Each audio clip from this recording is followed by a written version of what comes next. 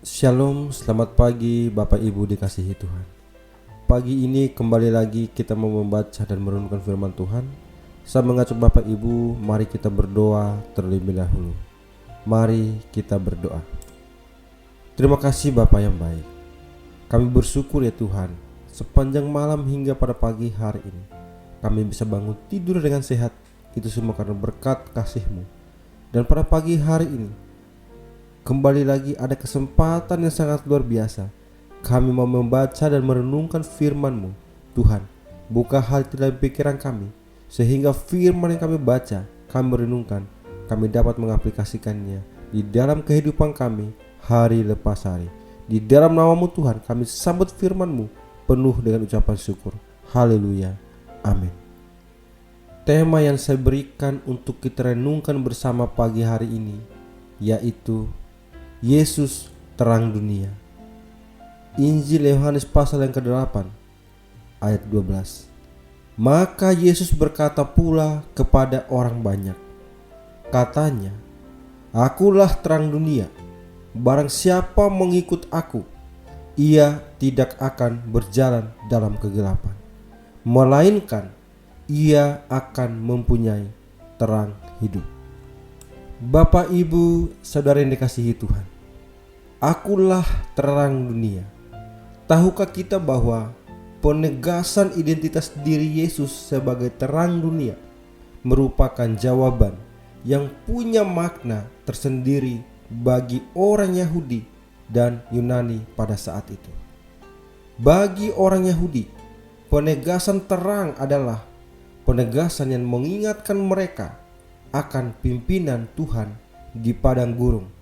Sementara bagi orang Yunani, terang merupakan lambang dari kehidupan sejati yang menghindarkan manusia dari jerat ketakutan akan kematian, penyingkap kebodohan dan dosa manusia. Oleh karena itu, Yohanes mencatat perkataan Yesus kepada orang Yahudi sebagai terang dunia ini, kemudian menyajikan kepada pembacanya, yaitu orang Yunani, sehingga penegasan Yesus tentang dirinya sebagai terang dunia menjawab keimanan Yunani dan hasrat diri orang Yahudi. Nats kita hari ini menyatakan Yesus adalah terang dunia. Dengan mengatakan ini, dia mengidentifikasi dirinya sebagai sumber terang rohani dan pencerahan bagi umat manusia. Kristus adalah jalan, kebenaran, dan hidup. Dan dia adalah pemimpin spiritual yang membawa pencerahan kepada orang-orang yang mengikutnya. Apa yang hendak kita renungkan dari Nats hari ini? Nats hari ini mengandung beberapa pesan penting yang perlu direnungkan. Pertama, identitas Kristus sebagai terang dunia.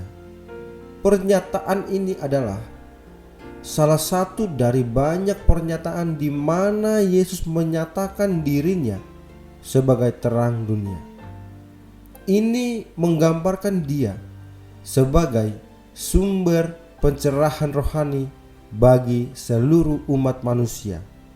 Kristus membawa pengetahuan tentang Allah, kebenaran, dan jalan hidup yang benar kepada orang-orang.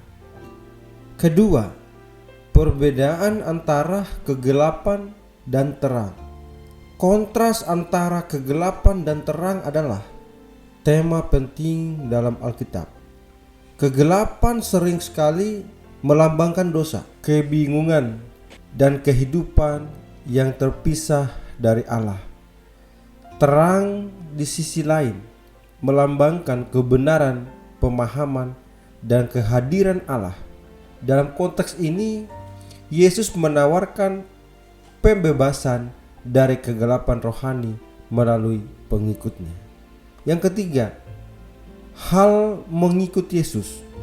Yesus mengajak semua orang untuk mengikutnya. Mengikut Kristus bukan hanya tentang menjadi pengikutnya secara harfiah, tetapi juga tentang penerima pengajarannya, iman kepadanya, dan menjalani hidup sesuai dengan ajarannya. Dengan mengikuti Kristus, kita dapat mengalami pencerahan rohani dan hidup dalam kebenaran. Keempat, hal terang kehidupan. Yesus juga berbicara tentang memiliki terang kehidupan. Ini menunjukkan bahwa pengikutnya akan mengalami hidup yang memiliki makna dan tujuan yang sejati. Hidup yang dijalani dalam ketaatan kepada Kristus akan penuh dengan pemahaman tentang makna kehidupan, kasih Allah, dan harapan abadi. Yang kelima, konsekuensi dari mengikut Yesus. Pernyataan ini menegaskan bahwa jika kita mengikuti Kristus, kita tidak akan berjalan dalam kegelapan rohani.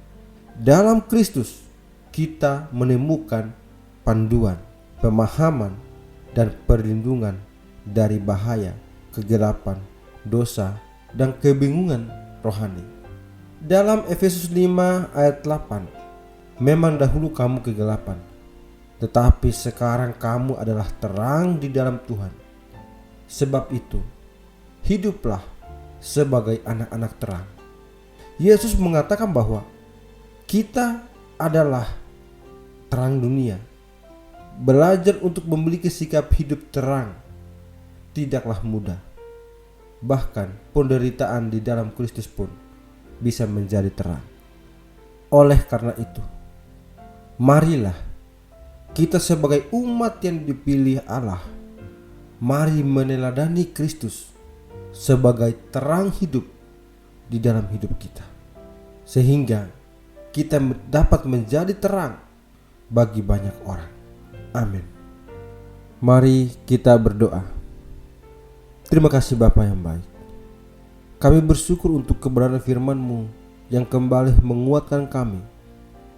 Ya Bapa, biarlah firman yang sudah kami baca, kami renungkan, kami dapat mengaplikasikannya di dalam kehidupan kami hari lepas hari. Ya Tuhan, aktivitas kami sepanjang hari ini kami serahkan ke dalam tangan Tuhan. Tolong pimpin dan bimbinglah kami, sehingga apapun yang kami perbuat hanya untuk memuliakan nama-Mu saja. Di dalam nama-Mu Bapa, kami berdoa dan kami bersyukur.